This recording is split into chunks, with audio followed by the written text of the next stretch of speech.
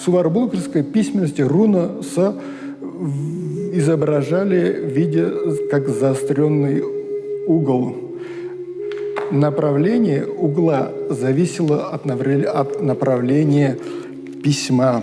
Эта руна также в буквенном письме читается как «са», «си» и «су». Руну «су» чуть-чуть по-другому изображали. Два символа вместе руна «су», да? Это уже руна «су» со значением «сума», «су», «уважим», «почтим». От этой руны произошло само слово «сувар» или «сумла-ар», «сувар». Сумла-ар – это за сувар, да? Это уважаемый человек со значением. Или «свар», «сваплар», почитаемый человек. Вот легко можем писать уже само слово «сувар». У нас же «су» есть, «в» мы знаем, «ар» уже... мы вот так вот читаем. Да. Сувар, это сувар. Это «сувар». А вот смотрите, Владимир, вначале вы сказали, что вот руну «с» пишется в зависимости, куда Направление письма, да.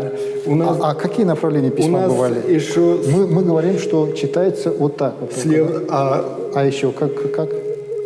снизу вверх читали или сверху вниз. Могло быть снизу вверх, Да, и сверху вниз. и сверху вниз. Вот тоже так же было.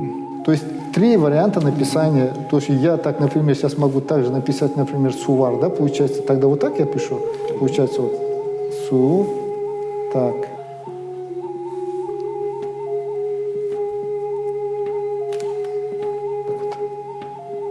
Вот так, да? Это «сувар», да? Да. Соответственно, обратно могу написать наверх. Наверх можно, да. У этого руна говорили же, еще есть значение, третье значение. Мы говорим «сумла» – уважаемый, достойный, почитаемый человек. Еще говорим «сузар». Сузар – это уже Это инвалид. инвалид. Не физический инвалид, а моральный.